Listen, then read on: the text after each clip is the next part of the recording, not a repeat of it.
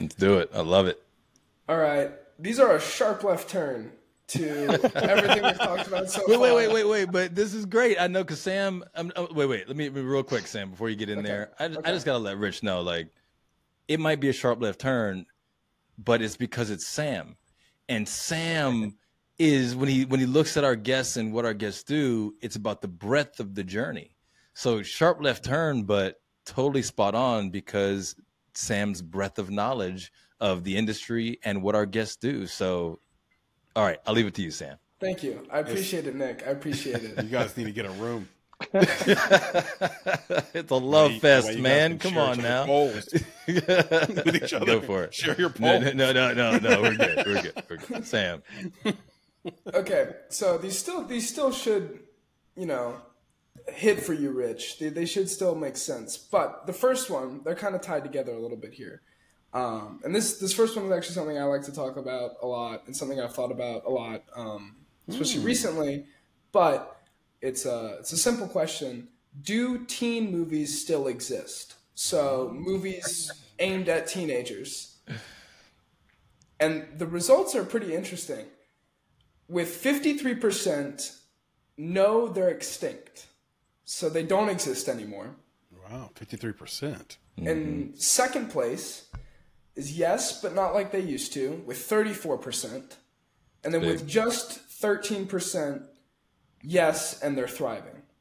So the audience is pretty much in agreement that at the very least they aren't, what they used to be. Okay, real quick. What was the wait? What was the percentage of what it used to be? What was the percentage of what it used to be? 34%.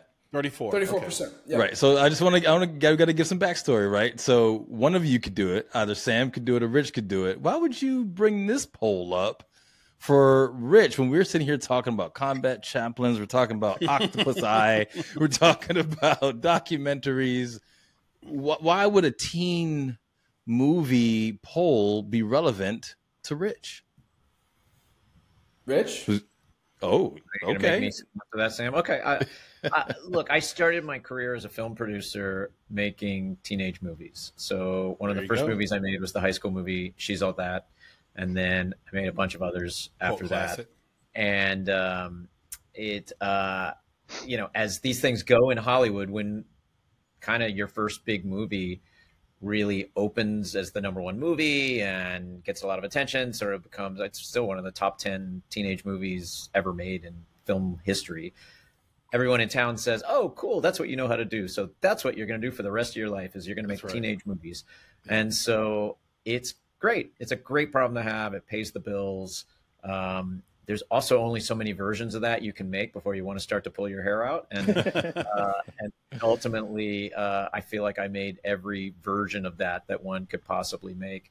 But I love those movies because I grew up, and now, of course, I'm dating myself, but I grew up watching all the John Hughes movies, which are like 16 Candles, Some Kind of Wonderful, Pretty in Pink, Ferris Bueller. Like, those were the movies of my teenage years. And they were like the soundtrack to my teenage years. And so, Hollywood did what Hollywood does, which is they made too many of them. They burned out the genre. It had kind of been dead for, I don't know, a decade or so. When I showed up in town, I thought, well, those are the movies that I want to make. And yeah, I love action movies. I love documentaries. I love sports movies. But these are the movies I wanted to make. And I think She's All That kind of reignited that genre. And then you had a whole bunch of other movies, mine and other people's, coming out after that. And I love that, because what I love about high school movies is that they're universal. Everybody has the same high school experience where you feel like a fish out of water. It sucks. You're trying to figure yourself out. Like, even the popular kid thinks he's like ugly and stupid. And so when you go to college, everybody has a very different experience. Some people don't go to college at all. Some people go to, the Ivy League experience is different than the community college experience. So everybody's college experience, if they even have one, it's very different. It's hard to be universally accessible, but everybody has the same exact high school experience. And that's a good point. I love telling those stories. And part of me misses telling those stories, and part of me feels like I said everything I needed to say in the 10 high school movies I made, or however many it was. So I think that's the setup for you, Sam. And now, I guess, in terms of, my thoughts on that. Yeah, do you agree with the results? Yeah, look, I think it's probably number 2, which is that they still exist, but in a very different way. I agree. And I would agree. Yeah. Yeah, but I would say one of the ways though that they are different is that they it's less about teenage movies and more about episodic for teenagers. You know, like you think of a show like Riverdale or something. You know, like Euphoria. Yeah, Euphoria is a good example. Euphoria is not for teenagers, man. Well, okay, stop watching Euphoria, Sam. Oh, I stopped a while ago. Yeah, no. But there's plenty of others beyond Euphoria or not to Euphoria. But I think that it's so different. And part of the challenge is that we live in such a different world. And, you know, I've had the opportunity to remake stuff. I've had the opportunity to go in and make another teenage movie. And, you know, I'm probably getting a little old for it anyway. But I love them as a genre, much to the, like, chagrin of my wife, who is someone who like loves nerd movies and TV shows. And, you know, like I'm not a Game of Thrones guy. I was back in the early days when they had far more nudity, but I guess these days I'm like, and they clean it up too much. They clean it up and like, I'm like, it's not for me. But, you know, I'm always making her watch a teenage movie or a teenage show or something. And so I do think that the episodic kind of format has become where teenage stories get told. But I think the world we live in is so different. You know, there used to be something really communal about going to a movie theater on a Friday night with a bunch of like your teenage friends in high school. It was freedom. You got to like, even if you couldn't drive, you still got to go walk around the mall and you got to see people and you got to hang out. And it was just such a part of the fabric of being a teenager at the time. And then it became the water cooler talk too. Like, oh, let's go the next day and get on the phone and talk with our friends about what we saw, or go to school and talk about what we saw. And like, that's how movies caught fire back then. Today, like the world is different. Like, have you ever seen a teenager that's not glued to their phone? So like, just things are different. And you can get so much, a different type of gratification on social media and so forth, that it's just made teenage movies a very different animal. You don't need the movies as much as you once did to really, you know, tell the stories of your high school experience. You do that every day. You become the entertainment. I wrote this book with some other people years ago called Dancing with Digital Natives. And it was really about like how life as a teenager has changed. And we won a bunch of awards for it. It was really cool. And so, you know, my premise on that, on my part of the book, was digital natives don't go for entertainment because they now are the entertainment. So it was like, oh, well, I've got a phone in my pocket. That phone's got a camera. I might as well just film myself like saying stuff, and I'm going to put that on social media, and it's going to be instant gratification. I get to tell my own story. So they don't need to hear other people's stories in the same way. But when you do find one that's really awesome, like I still love it. I mean, I just love it. There's something incredibly universal about, you know, everyone's high school experience. And I have little kids, so I'm not at the point of like being a dad of high schoolers, like luckily, because I have 2 girls, which is the universe's way of getting me back for 20 years of dating in LA. And I'm, you know, I'm dreading having to have high school girl drama, but I love being a girl dad. So I love these movies. And whenever I can find one of those high school movies now, I still watch it. I make my wife watch it because I just love it when they're really well done. But they're entirely different as a function of the world we live in. It's almost you have the same story, Nick, but they put it in a fantasy world.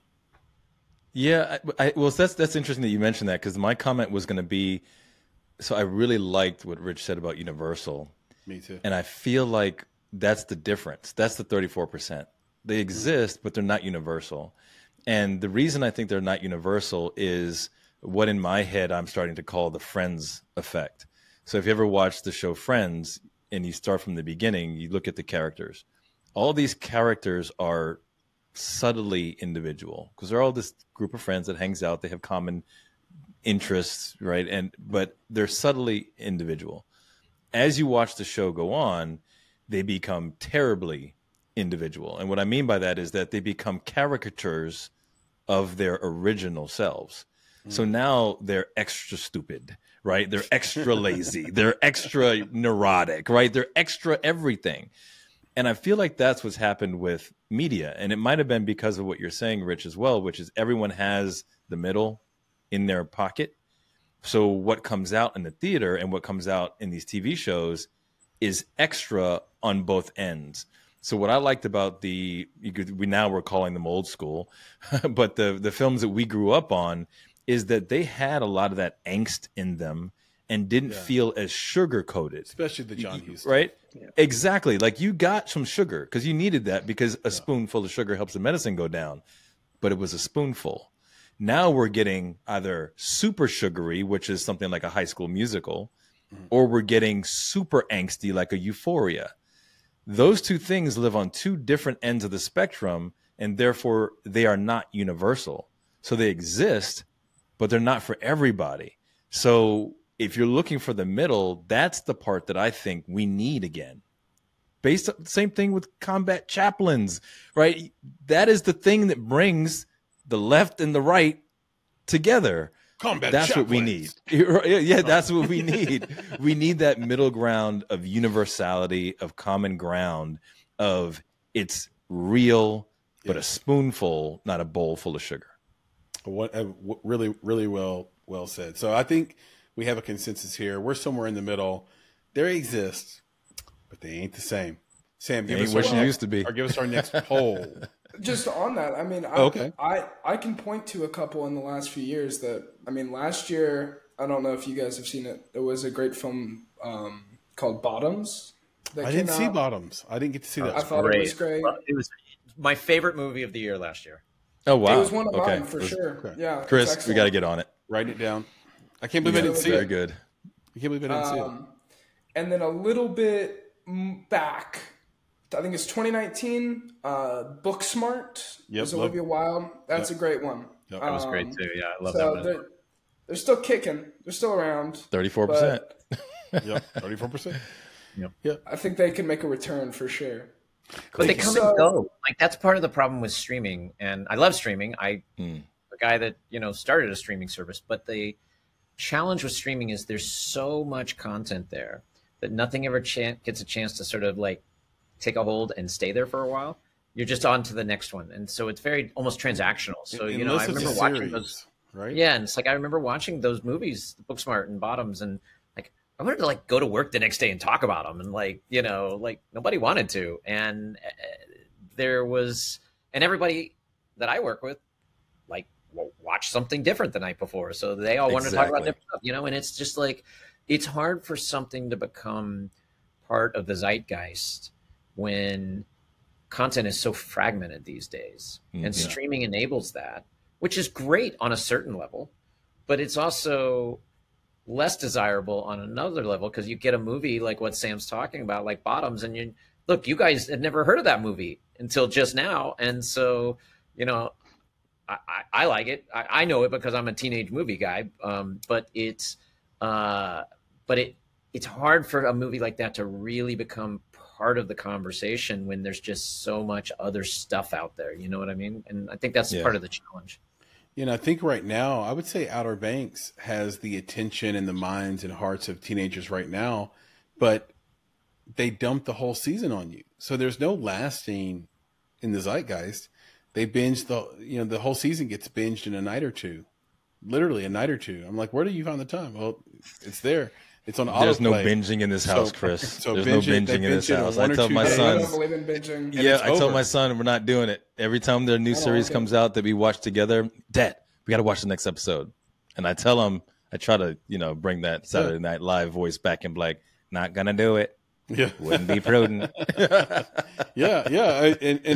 So things had a longer shelf life. They had a longer half life when you had to sort of wait, and it was appointment viewing. Yeah. And I think that's to Rich's point as well. All right, Sam, give us the next poll, please.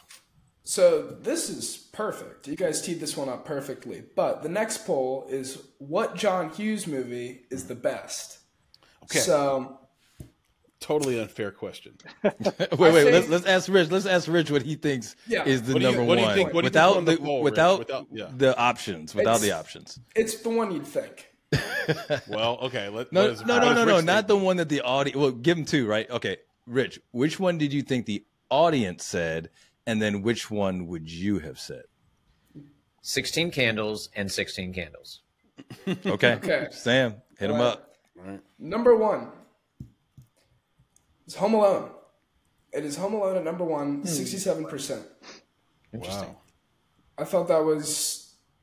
I didn't know he did Home Alone, actually, to be honest with you.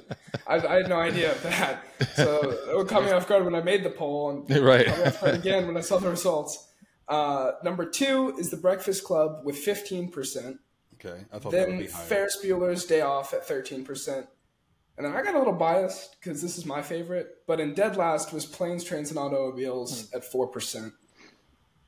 So he didn't include 16. I didn't include 16 Candles. Admittedly, I Right. did not. I subbed But in by the my way, favorite. like, Should have how had can like you a take- other. Yeah, how can you have fault with all the movies that Sam just named? Like they're all Right. epic and fantastic, and you know, like and Breakfast Club. I mean, come on, man. Right. And, Yeah. you know, I don't know if you saw the documentary that came out a couple months ago where they went to kind of revisit all the people from no, it was St. Elmo's Fire. That's what it was. The one where they went to revisit all the people from St. Elmo's Fire. So same vintage. I was thinking about it because of Emilio Estevez, who was in St. Elmo's Fire, and then obviously Breakfast Club, which and Emilio and I made a movie a few years ago called The Public, which was about some homeless guys that took over a public library on a really cold night. And then Alec Baldwin is the cop with the heart of gold that comes in and like has to figure it all out. And it was a great movie. And Emilio is a great director and a great storyteller. But he and I have been friends for years. But it's a friendship that I cherish because he's a great guy and we're good pals. But also because of The Breakfast Club. I mean, that was such an amazing movie, you know, It and was. and It is, yeah. It's just so great. And I saw it not too long ago, actually, and it really holds up. I thought it was great. I think it's still awesome. Yeah, that's one of my favorite movies, and I would say the weed scene is kind of hilarious.